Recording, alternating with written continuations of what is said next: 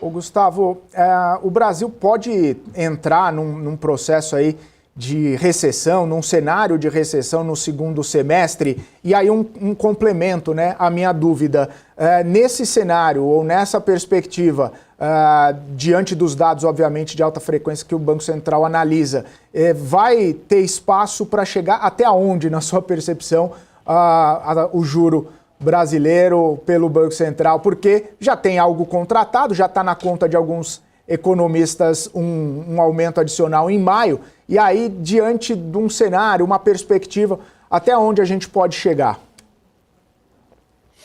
Ao meu ver, não temos recessão esse ano, que seriam 2 PIBs consecutivos negativos, assim uma desaceleração ao longo do ano, um ritmo de crescimento cada vez menor. A nossa projeção aqui é de 1,9 para o crescimento desse ano, mas puxado principalmente no primeiro trimestre e no segundo trimestre também.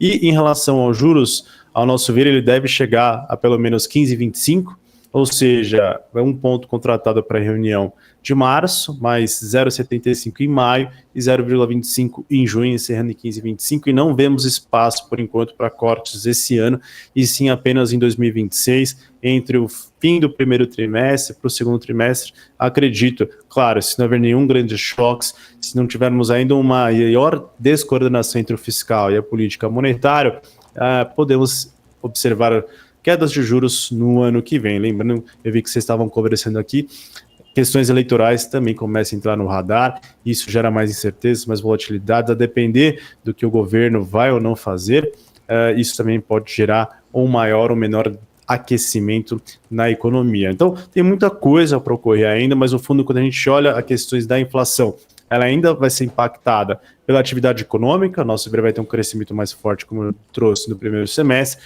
Tem questões em relação ao câmbio, repasse cambial dos custos dos produtores aos consumidores, teremos questões de alimentos que ainda devem pesar, temos questões, por exemplo, ICMS, que foi reajustado recentemente sobre combustíveis, possivelmente vamos ter reajuste da Petrobras sobre a gasolina. Então, ainda tem algumas questões ainda que devem continuar pressionando a inflação.